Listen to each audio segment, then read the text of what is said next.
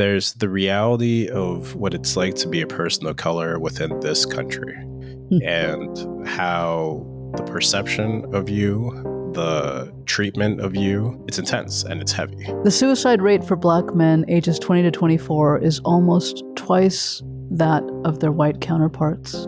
In those moments of desperation, in those moments where you are overwhelmed with the burden of being a male of color, the pressure, what it means to be masculine, the power of acknowledgement is huge. And when there is no acknowledgement, then that's where I think leads and contributes to isolation.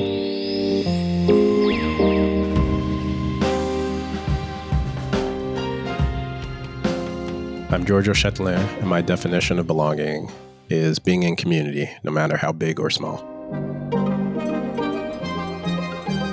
Giorgio Chatelain. Hello. Welcome to the studio. Hello. Happy to be here.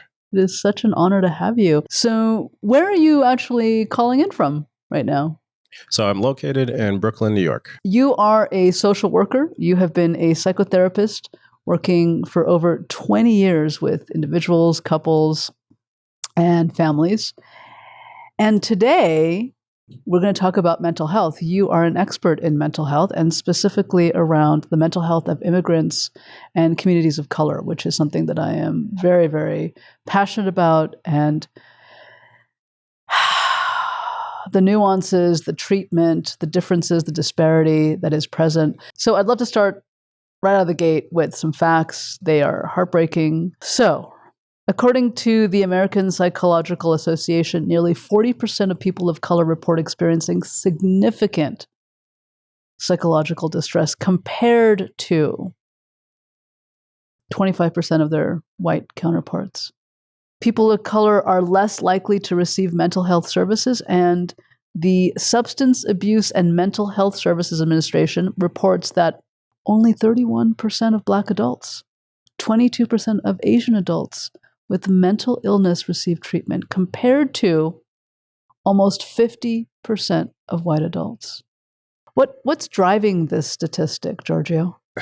Layered and complicated and simple simultaneously.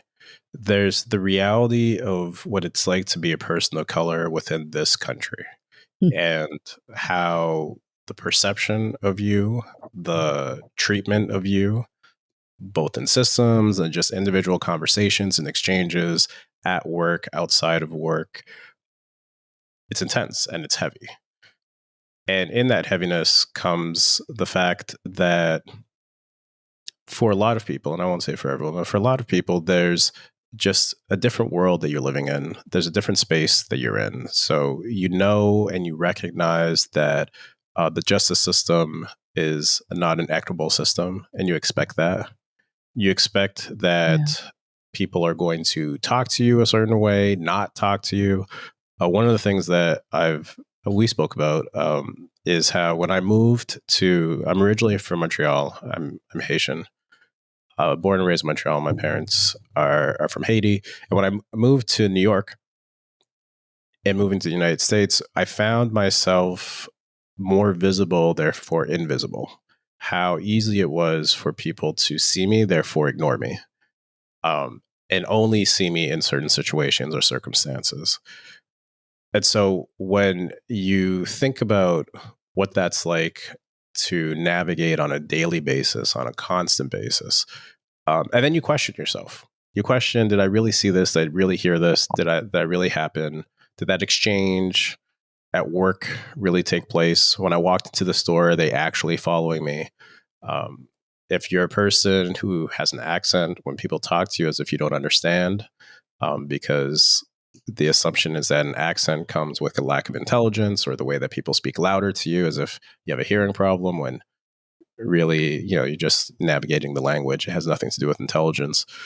Those things add emotional burden and distress. Part of the lack of access to care, I'll suggest that there's a system that has not set itself up to really receive people of color in different cultures. And there's also this understanding for some that the struggle and the pain and The burdens and the obstacles are part of life, and therefore you have to learn to manage it. I know that my parents are immigrants, and the way that they raised me was that life is hard and you just have to keep moving, take one step in front of the other. And so it's hard to pause or to seek support, seek help when you're expected to move forward, because this is better than an alternative of being in somewhere dire. I love this so much. We were talking off camera about the biology of belonging boot camp in one of the modules, talking about trauma and exclusion. I show the neurochemical structure of what happens when we have belief systems, specific belief systems. For example, what happens when we have the belief system or brought up in a family that has the belief system of no crying is allowed, don't cry, or don't get angry. No, you can't, anger is not allowed in the family.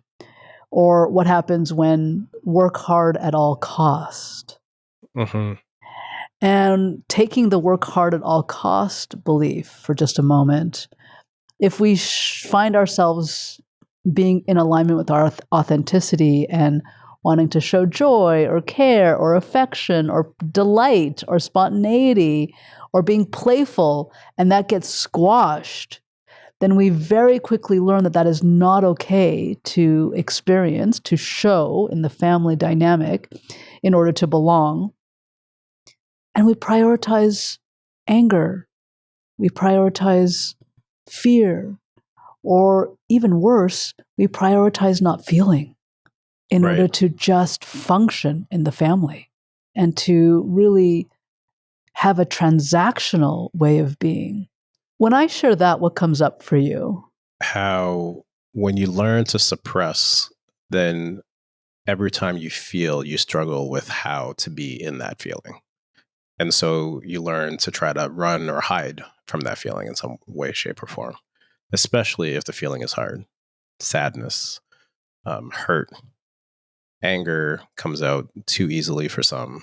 But really, it's sitting on top of hurt, right? That vulnerability.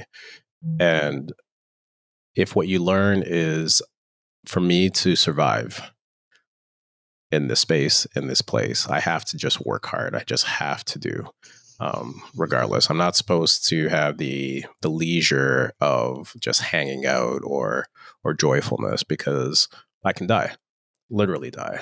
I cannot have enough money to feed myself, to feed my family. There's this responsibility that comes with it. And so things of joy get suppressed, pain gets suppressed. You get rewarded for walking and fighting through pain. You get rewarded for, and we have a whole society that talks about that whole bootstraps. The whole bootstraps kind of pull yourself up a portion of it. We celebrate athletes who are playing on broken limbs and going despite. And so in that environment, it's hard to then admit vulnerability. And more than that, it's admitting vulnerability is a sign of weakness, as opposed to the reality, which is being able to lean into vulnerability and build yourself back up and gain tools is true strength, right? The Olympics are going on right now, and I think of Simone Biles and what she must have gone through when she backed out of the last Olympics to take care of herself and her mental state, to then rebound 4 years later and do what she did, the way that she's performing right now. So it's really easy to just kind of, summarize that into, she took a break, fixed herself, and came back. And we can celebrate it because she came back and won. But the truth is, the winning was stepping back. The winning was being able to say, I'm not right now, and I need to not hurt myself just for others. I need to heal myself for myself. And then whatever road I take after that will be me building. And so it's great to be able to kind of see her shine right now in the spotlight, and allows people to relate to it. But the truth is, like, being able to hold ourselves in a space where we can take care of ourselves or heal is not easy. So, when you read those stats, not only is there a system that doesn't recognize fully, doesn't know it's not prepared to take on the cultural differences that exist. A lot of our approaches, understandably, are from one framework, and being able to kind of open that up is problematic. And we have a history in our healthcare system where we are not the same or equitable in terms of the care that we provide to everybody. In addition to the belief and the reality that if I'm going to live, I'm going to survive, I'm going to do these things, I don't stir the pot too much. I just do what I have to do. I struggle through it. I find ways of functioning and surviving. I'm not saying it doesn't come with joy, but it's easier just to just plow ahead. There's so many different directions in which I want to go. First, I want to back up and say that, and please correct me if I'm wrong since you're the expert here, the first two things to go out the window with trauma is play and joy. Yes. It's how do you play when you're fearful? When you're trying to survive and get through the moment. Yeah. And the second thing is, can you take a moment and define mental health and mental illness for us? I like to talk about how mental health is health. It's paying attention and taking care of self. And mental illness is something that's pervasive and more intense. And separating the two is helpful in understanding that the same way that you get up and you brush your teeth, the same way that you will take a walk, drink water for health, eat and nourish yourself, there is a need to be able to nourish and pay attention to your mental health. We're used to having conversations about physical health. You know, there's all kinds of videos talking about physical health and physical beauty and, you know, just all the things that are attached to that. We're not really good at talking about just ways of being in community and the importance of not being isolated, the importance of having exchanges and conversation, also normalizing the fact that we all experience stress. There's all moments where Wednesdays are tough or Sundays anxieties before coming to work are a reality. That knowing that sometimes you just don't want to engage is normal. Mm-hmm. And that doesn't mean that it's a pervasive piece, but it's this thing that exists.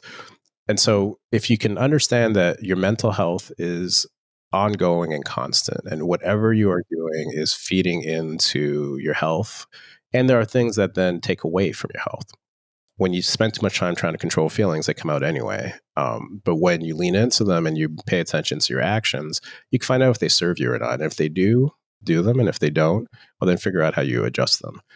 Mental illness impacts individuals. And this is not an absolute correlation, but if you don't take care of your mental health, you're more prone to mental illness. And some people are prone to mental illness in some way, shape, or form through family dynamics or just hereditary, and not being able to seek support in it can be the dangerous piece. So I hope you don't have any meetings after this call, because you know that I'm not letting you go. Like, we're going to have a conversation that's going to last all day. This is incredible. There's so many things here: running away from feelings, leaning into feelings, paying attention to actions. You know, one of your focuses is working with Black boys who grew up with fathers. Talk a little bit about the themes that you've seen as a clinical social worker, where young boys growing up without fathers come to you as adults for support. There was a hospital, which will go nameless, that I worked in a certain neighborhood. Mm-hmm. And I was the only Black male therapist on the team. And as a result, they started sending me all the young boys without fathers, just assuming that that would be the best fit, right? Intentions, good, problematic in a lot of ways. Absolutely. And so, wow. There was the inference that I would become suddenly the father figure for everyone, which is never my role as a therapist, but the projection that the clinic was putting and then imposing on these families and these individuals. So just kind of speaking to how systems don't then create a space to really understand and what that looks like. And for a lot of them, it's not that they didn't have their fathers involved. And that's why it's great that the World Health Organization came out with a research study talking about really the involvement of it. Just wasn't in the home, but fathers were involved, just in a different way. They weren't necessarily living with the other parent. They weren't in the same household, but engaged in a different format in a different space. But if you didn't take the time to actually listen and talk and find out, then what you got was already pathologizing someone who was trying to kind of navigate this non-nuclear environment and having everyone else tell them that your father doesn't exist, your father doesn't care, your father's not involved the way he's supposed to be, and therefore this is why you do what you do. It's understandable. Then it's like, over sympathizing with a situation that is not fully real. So that's like one portion of it. Wow. And in working with adult Black males or adult males in general, who either the relationship with their fathers was strained because it was kind of this in and out, and for all kinds of both individual reasons, sometimes systemic reasons that made it really difficult for fathers to be financially able to be there, therefore separated themselves or moved. Or they just didn't have them involved. And some of the themes that I've experienced is what in their abilities or their interests of trying to become a better parent is they found themselves making up things because they didn't experience it themselves. They had some male figures, but they didn't have the father piece. So they were they were actually involved, but they found themselves in moments of, I don't know what this is like, so I'm figuring it out as I'm doing it. I'm having conversations that I never experienced, so I'm hoping I'm doing it right. The suicide rate for Black men ages 20 to 24 is almost twice that of their white counterparts. 26% of Black and Hispanic men with major depressive episodes received treatment in the past year, compared to almost 50% again of their white male counterparts. What is going on, Giorgio? So if you feel like you're walking into a room having to explain yourself, if you feel like someone is already projecting pieces, or they are, and there's a place in which if you're trying too hard to understand me, but you're pathologizing me in your own sympathetic way, then it's also a turnoff, right? Because you're kind of breaking me down to not know how to come back into my world. And so for a lot of the males that I work with, that conversation is a difficult one because it's not one that they've had. It's not one that they've had with their families. It's not one they've had with their parents. It's not one they necessarily have with their friends. And when they do, it happens in a space where it's kind of difficult to really get into it. It's easier just to kind of joke about it and move on. And so in those moments of desperation, in those moments of isolation, in those moments where you are overwhelmed with the burden of being a male of color, the pressure, the your own sense of expectations, what it means to be strong and to be masculine, whatever that is, or what the expectations around you are attached to that. And if you are failing at it, or what you perceive as failure in those moments of intensity, and you don't feel like you have like a place or an outlet to do it, it becomes really difficult. And in those moments of desperation, this is where people struggle. And so often when I'm having conversations, either presentations or with anyone, I talk about the fact that, yes, ideally, I'd want there to be more reflection of professionals in the field in order for people to see themselves and identify. I also say that it's in moments of desperation, it's better to find someone with experience in doing the work than staying alone with your feelings. I also talk about, we're talking about mental health, but what's therapeutic versus therapy? And therapeutic is not staying isolated in it, finding someone to reach out to. You don't have to go into details, but just saying, I'm struggling right now. I need, go to the barbershop, be around people, go to church if that's to be around people, be in spaces where in those moments, the moments alone don't outweigh or don't outlast the moments where you're in community and Mm. feeling like you're belonging. You've mentioned the word isolation several times already in this very short conversation. This is every time you bring it up, I think about the prison system. Mm. You know, one of the things I remember having this conversation with a group of men and just talking about how hard it is to be both anxious and to be feared simultaneously. Oh my God. I'm wiping away my tears already. I can't even imagine. And how then that turns into an acknowledgement and a reality that you're always in a place where potentially you are a threat. And in having to navigate potentially being a threat, you are also fearful of what that means and what that looks like. You know, story, I live in a really good neighborhood, great space. And I was walking at the time, our black lab was a puppy. I'm walking with my daughter, and there are people barbecuing. It's really nice, and these loud noises go off. And I assume it's just like, people doing like home fireworks. It's fine, like, it goes off a little bit, but then a couple of people start running. The whole thing probably took 30 seconds. So people are running towards us. The dog is nervous because like these loud noise go off. My daughter grabs my hand and looks at me just to see how I am. Like, am I nervous or not? Or are things fine?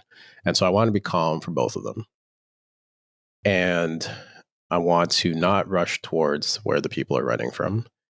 And then I see police officers, and the police officers are no longer safe to me in that instance, because I live in a neighborhood that's relatively diverse, but in a space like this where the people running towards us, 5 young black men, young, I now become a suspect in that instance when I'm trying to calm both my daughter and the puppy and navigate the situation to find out how risky it is. Again, not more than 30 seconds in a minute, but these are all the thoughts that are going through my head as I'm Absolutely. trying to figure out what's going Absolutely. on. Once we get home, everything was fine. It ended up being some fireworks, some kids messing around. Once we get home, my daughter checked in with me. She's like, was everything okay? I'm like, yeah, it's fine. It was just some fireworks. It was a little bit loud. People got nervous. They ran, but we made it back and all was good. And she felt good. Our puppy was calmer. And then I decompressed. Mm-hmm. Decompressed about how in that moment, Mm-hmm. it was needing to be strong and feeling helpless simultaneously. And so when we talk about a space where men of color are navigating being over criminalized, and not wanting to teach your children that the police aren't safe, but also the reality that in certain circumstances or situations, you will be seen as a suspect depending on where you sit or stand in that environment, and always being vigilant of those interactions and always being vigilant of what it's like to walk down the street.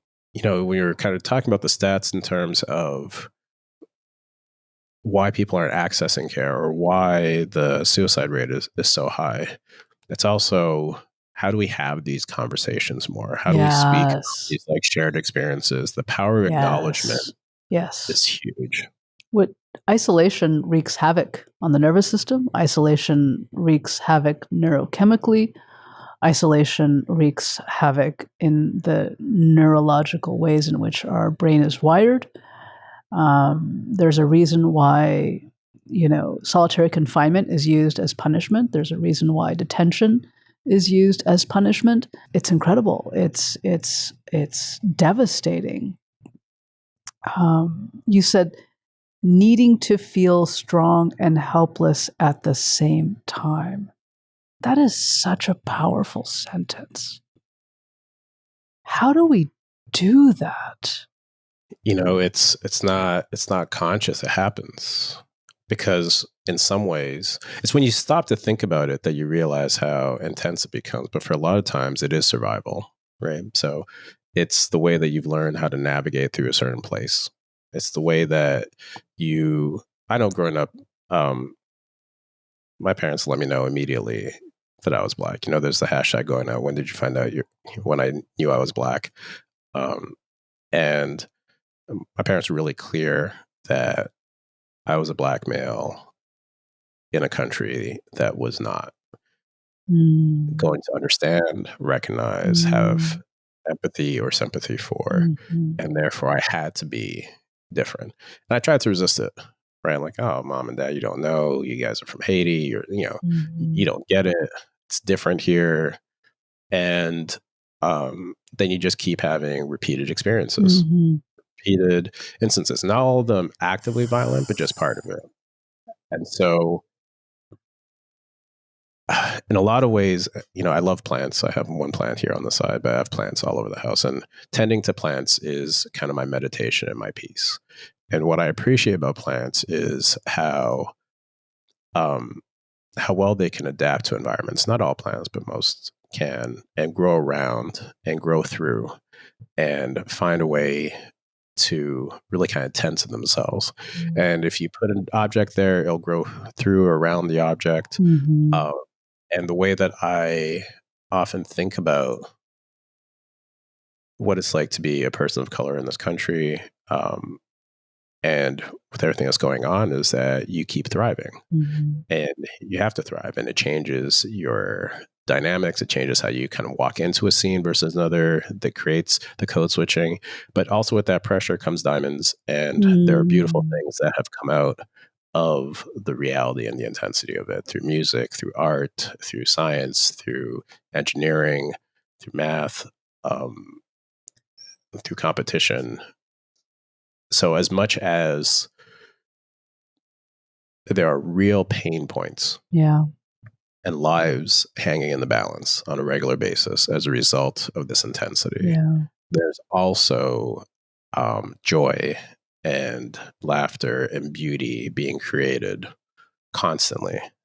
There is laughter and joy and delight being and play being created constantly. Martin Seligman has written extensively on learned helplessness. He also has written about learned optimism. We know that when someone is on the receiving end of discrimination, that over time it causes lesions in the brain. We know that the systems of oppression are designed to continually dump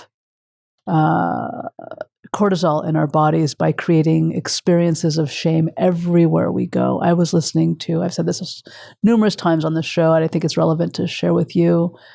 I was listening to Rasma Menakem talk about epigenetics way back in the day during COVID. I think in 2020 with Krista Tippett on Being.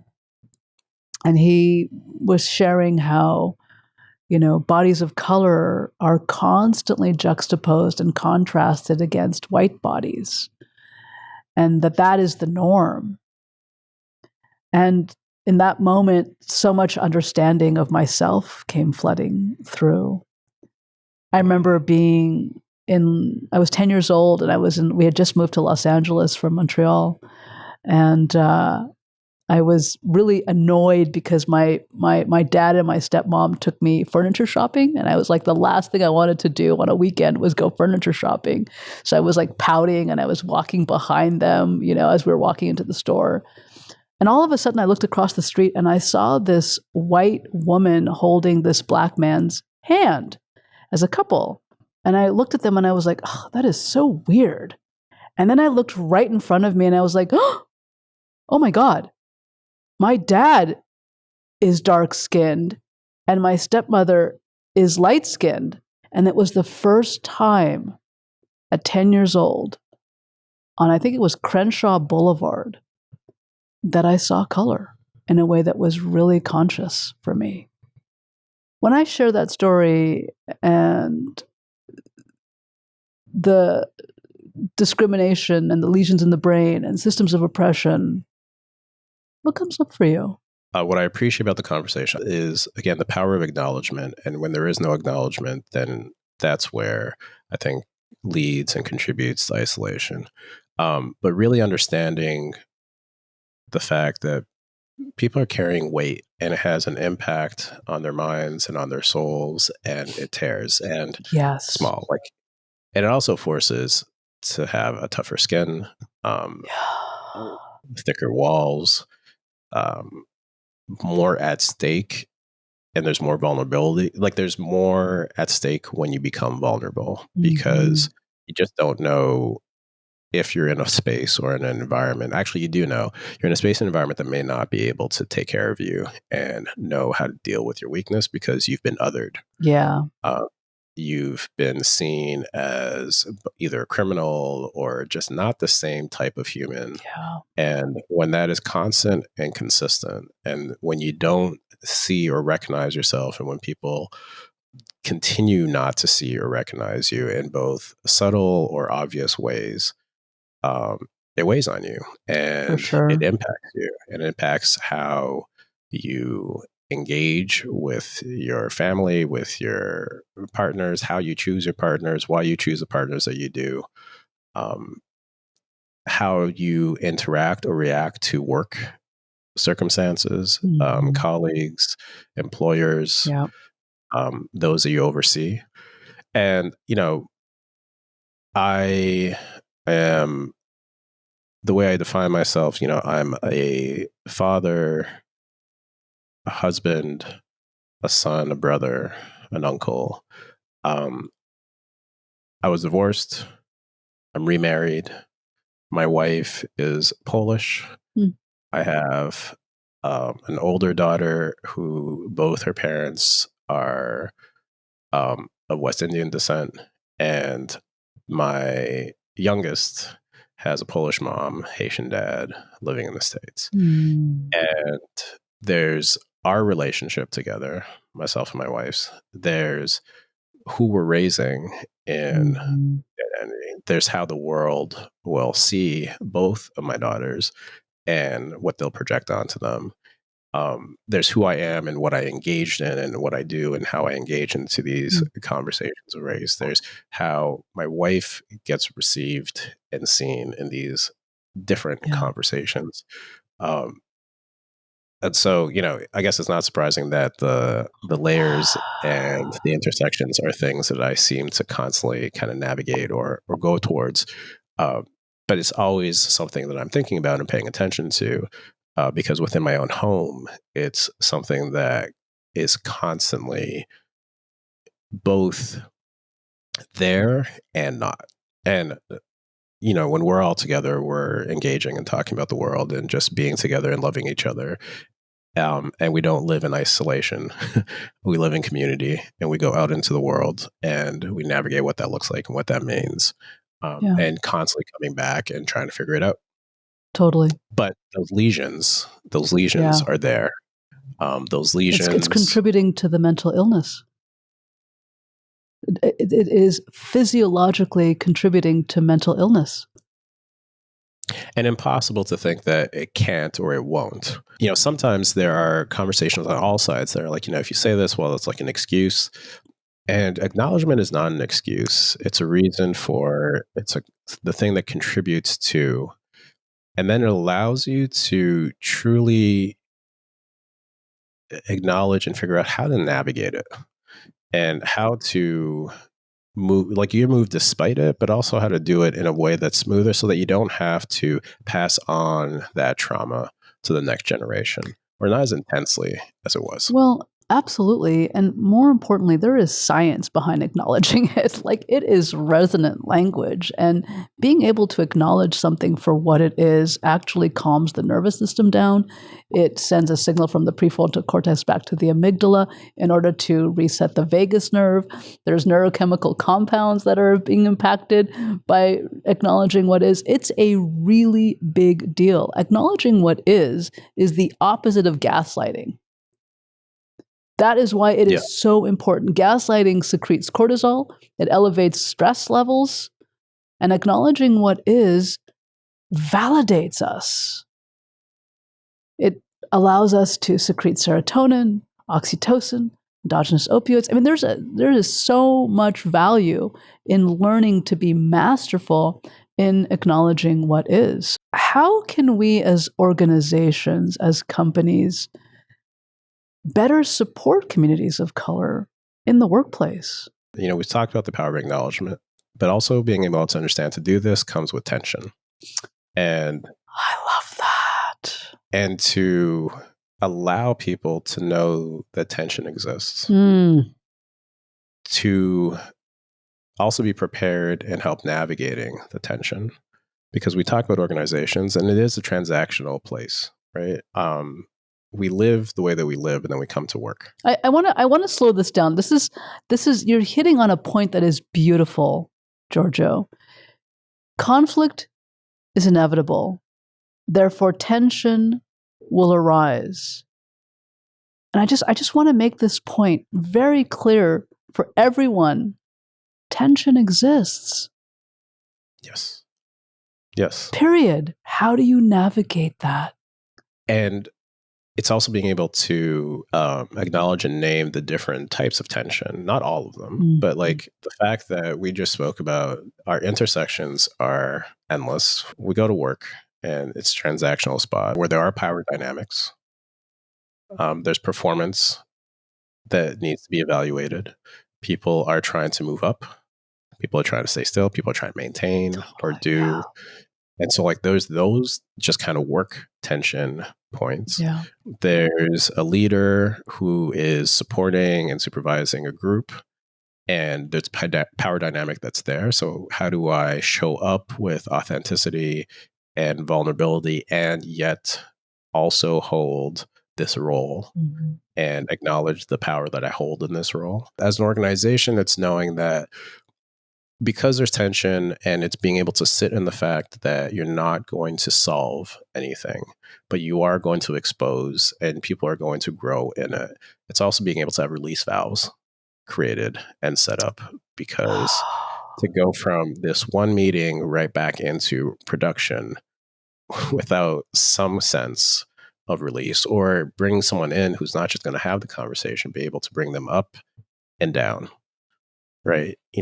Because you're going to stir up people's traumas. You're going to stir up the generational pieces that people are experiencing. This is incredible. And then you're going to ask them to produce. Yeah. So for organizations who do it, this is not a cautionary tale not to do it. It's to say engage in it with the bravery and the excitement and the reality of what it is that you're doing, so that way you can properly prepare or understand why people might be reactive in ways that you didn't expect. One of the things that I talk a lot about is post-conflict aftercare. What are the ways in which you can start to regulate your nervous system, whether it's going for a walk, whether it's taking a nap, whether it's drinking warm tea, whether it's being in the sun, whether it's cuddling something hairy or furry or fuzzy, right? It's really, how do you start to really routinely create post-conflict aftercare? I mean, conflict doesn't have to be a huge blowout or a fight. It can just be stress of going to a meeting, reporting to your boss about an update of a project, and that was terrifying enough, right? Right. So just how do you start to ritualize care daily, and then when things get a little more elevated, that you have additional aftercare? There's pre-care, there's care, and there's aftercare. I love the concept, and I'm going to butcher those who came up with it, but micro, meso, macro breaks. Yeah. We all think that everything has to be like a vacation or something huge. Taking a minute to breathe and to decompress, to so important. Just kind of sit there and intentionally release. Yeah. And when things are intense, breathing is supposed to be normal, but it's burdensome when we don't really pay attention to it, when we're going through intensity. And if we don't exhale, because we can easily hold our breath, we don't realize it until we're depleted and we fall apart. Yeah. And so, I love the micro, meso, macro aspect of it, because the micro are small things you're doing, not because it's going to take away, but because it allows you to breathe through and to keep going. I love that. Creating these micro, meso, macro breaks being able to have intentional spaces of release Yeah. doesn't mean that it's not going to be painful. It just means, imagine that you were dealing with the pain without that. And if you didn't put that in place and you're still going to attack the pain, then you're just setting yourself up to eventually pass out. I love this so much. As we wrap up this conversation, my last question for you is, what is the hope that you have for Black men in this country, in the United States, and how they start to become more and more in relationship with themselves and their own mental health? My forever hope is continued conversations, private and public, to normalize Black men having conversations about their feelings and emotions. So whenever I see shows, there's a show that's on The Pivot, which I really appreciate because it's ex-football players having really intimate, vulnerable conversations with other athletes.